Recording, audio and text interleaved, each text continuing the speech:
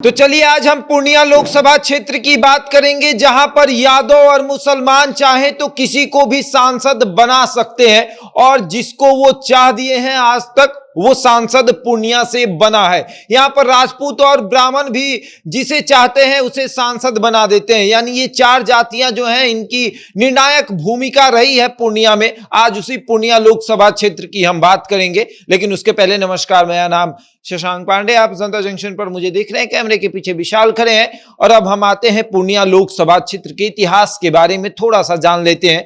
1991 में राजेश रंजन उर्फ पप्पू यादव यहां से सांसद बने थे, वो भी स्वतंत्र रूप से, यानी किसी भी पार्टी से वो चुनाव नहीं लड़े थे, वो निर्दलीय चुनाव लड़े थे और जीतकर दिल्ली जाते हैं। और उसके बाद 1996 में पप्पू यादव फिर से यहां से सांसद बनते हैं। पार्टी इस बार हो जाती है समाजवादी पार्टी। समाजवादी पार्टी से वो चुनाव लड़ते हैं और जीतकर दिल्ली चले जाते हैं। 1998 में जब उपचुनाव होता है, केंद्र की सत्ता में परिवर्तन होता है, उपचुनाव होता है, उस समय राजेश रंजन उर्फ पप्पू यादव चुनाव हार जाते हैं और जय कृष्ण मंडल बीजेपी से चुनाव जीत जाते हैं। 1999 में चुनाव होता है तो पप्पू यादव फिर से चुनाव जीतते हैं और इस बार भी वो निर्दलीय ही चुनाव जीतते हैं। 2004 में उदय सिंह बीजेपी से चुनाव जीत जाते हैं, उदय सिंह उर्फ पप्पू सिंह। और 2009 में उदय सिंह उर्फ पप्पू सिंह जो है वो फिर से चुनाव जीतते हैं। 2014 में जब मोदी लहर चल रहा था, जब जेडीयू अकेले चुनाव लड़ रहा था, जब 38 सीटों पर जेडीयू अकेले चुनाव लड़ा था और 2 सीट पर जीत हासिल किया था, उसमें से पूर्णिया भी एक था, जिसमें से संतोष कुमार कुशवाहा जेडीयू से सांसद बनते हैं। 2019 में भी संतोष कुमार कुशवाहा यहां से सांसद बनते हैं। और अब आते हैं कि 2014 और 2019 में किसे कितना वोट मिला था। 2014 में संतोष कुमार कुशवाहा को 4,18,826 वोट मिला था। वहीं दूसरी तरफ भाजपा के उम्मीदवार उदय सिंह उर्फ पप्पू सिंह को 3,02,157 वोट मिला था। यानी कि 1,16,669 वोटों से वो चुनाव हार गए थे। और अब 2019 की बात करेंगे तो 2019 में संतोष कुमार कुशवाहा को 6,32,924 वोट मिला था। वहीं दूसरी तरफ उदय सिंह जो है उन्हें टिकट नहीं मिला, क्योंकि एनडीए गठबंधन था और एनडीए गठबंधन में जेडीयू शामिल था और जेडीयू ने अपने प्रत्याशी को वहां से उतारा, तो उदय सिंह उर्फ पप्पू यादव नाराज हो गए भाजपा से और कांग्रेस में शामिल हो गए। तो कांग्रेस के टिकट पर वो चुनाव लड़े, उनको वोट मिला 3,69,463 वोट, यानी कि 2,63,461 वोटों से वो चुनाव हार गए। और अब आते हैं कि मैदान में कौन कौन है 2024 के मैदान में। पूर्णिया लोकसभा की जो लड़ाई है बहुत दिलचस्प होने वाली है। सभी के पास उम्मीदवार है और खास करके महागठबंधन के पास तो इतने उम्मीदवार हैं कि सभी चाहते हैं कि एक दूसरे का टिकट काट दें। हम बात करेंगे पहले इंडिया गठबंधन के, क्योंकि मौजूदा सांसद जेडीयू के हैं, तो इंडिया गठबंधन की बात कर रहे हैं। पूर्णिया लोकसभा 2024 में लड़ाई बहुत दिलचस्प है। संतोष कुमार कुशवाहा वहां के सांसद हैं, मजबूत सांसद आप कह सकते हैं। 2014 में जब मोदी लहर चला था, जब जेडीयू 38 सीट पर चुनाव लड़ी थी अकेले अपने दम पर, तब संतोष कुमार कुशवाहा ने अपना सीट निकाल लिया था, तब इन्होंने जीत हासिल की थी। और अब संतोष कुमार कुशवाहा एक मजबूत दावेदार हैं वहां के, इनका टिकट नहीं कट सकता है। लेकिन खबर यह भी है कि भाजपा के पास उम्मीदवार नहीं है। भाजपा के पास एक उम्मीदवार थे उदय सिंह उर्फ पप्पू सिंह, तो वो उम्मीदवार अब कांग्रेस में चले गए हैं। तो वैसे में भाजपा की नजर संतोष कुमार कुशवाहा पर है। भाजपा लगातार इनसे संपर्क साध रही है और ये भाजपा के बहुत करीबी रह चुके हैं, भाजपा के टिकट पर विधायक भी रह चुके हैं। तो ऐसे में भाजपा अपने पुराने नेताओं को तो इतना जल्दी भूलेगी नहीं।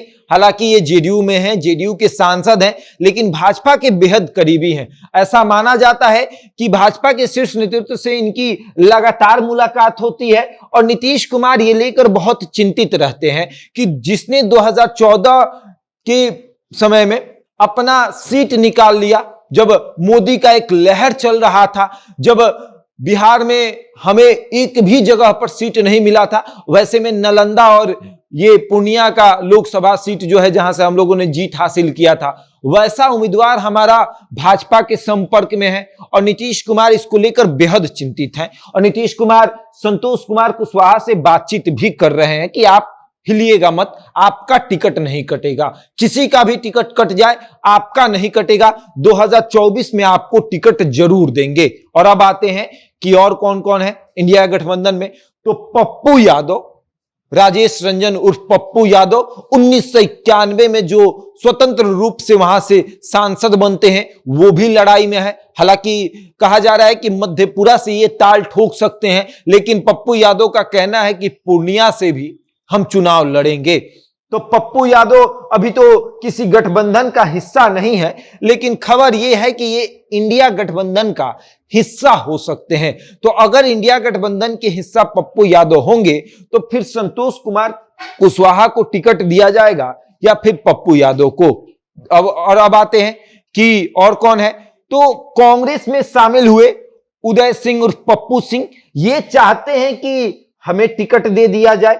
कांग्रेस के टिकट पर 2019 में ये चुनाव भी लड़े हैं, 3,69,463 वोट भी लाए हैं। तो ये चाहते हैं कि इस बार कांग्रेस हमें टिकट दे दे, हम वहां से चुनाव लड़ेंगे। और ये पूरा प्रयास कर रहे हैं कि संतोष कुमार कुशवाहा जेडीयू से छोड़कर भाजपा में चले जाए, यानी जेडीयू छोड़कर भाजपा में चले जाए तो इनका रास्ता जो है वो साफ हो जाएगा और कांग्रेस इनको टिकट दे देगी।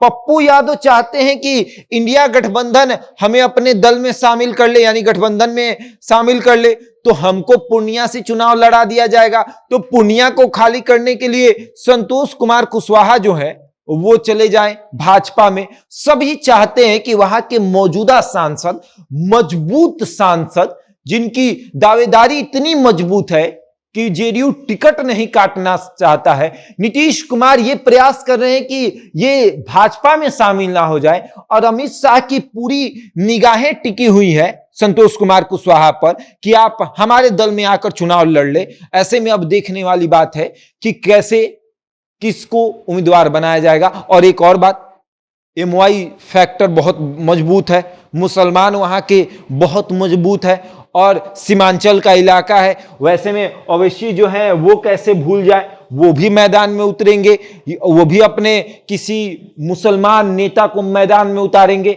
हालांकि इनके जो विधायक जीत कर आए थे, एक को छोड़कर सब राजद में शामिल हो गए, लेकिन ओवैसी जो है वो हार तो नहीं मानेंगे, वो तो मैदान में उतरेंगे ही और उनकी पार्टी से कोई ना कोई उम्मीदवार उतरेगा, क्योंकि मुसलमान वहां पर निर्णायक भूमिका में है। हमने पहले ही बताया था कि मुसलमान और यादव, राजपूत, ब्राह्मण तय करते हैं कि किसको सांसद बनाना है। तो वैसे में अगर ये उतर गए मैदान में तो महागठबंधन को काफी नुकसान होगा, मुसलमान वोट कट जाएगा और मुसलमान वोट कटेगा तो फिर राजपूत और ब्राह्मण वोट जो है वो तो भाजपा के साथ ही रहता है। भाजपा का भी मानना है कि भाई राजपूत, ब्राह्मण, भूमिहार और कायस्थ जो है वो हमें तो छोड़कर कहीं जा नहीं सकते हैं। और ये जग जाहिर है कि ये वोटर जो है वो ना तो जेडीयू को वोट करेंगे ना तो राजद को, कांग्रेस को थोड़ा बहुत कर भी देंगे तो इन लोगों को तो बिल्कुल नहीं करेंगे। तो ऐसे में अब देखने वाली बात यह है कि 24 में मजबूत दावेदार कौन होगा मैदान में। हमने तो आपको बताया कि संतोष कुमार कुशवाहा वहां के मजबूत दावेदार हैं, पप्पू यादव भी मजबूत दावेदार हैं, 3 बार सांसद रह चुके हैं, 2 बार निर्दलीय चुनाव लड़ चुके हैं और जीत कर भी आए हैं, और उसके बाद एक बार समाजवादी पार्टी के टिकट पर भी चुनाव लड़कर जीते हैं। तो ऐसे में ये भी मजबूत दावेदार हैं। और उसके बाद अगर हम बात करें उदय सिंह और पप्पू सिंह की तो ये भी मजबूत दावेदार हैं, 2004 और 9 में ये सांसद भी रहे हैं। तो अब देखने वाली बात है कि सभी मजबूत दावेदार हैं, किसी कौन उम्मीदवार बनाएगा। बहरहाल इस खबर में इतना ही, बने रहे हमारे साथ और देखते रहे जनता जंक्शन।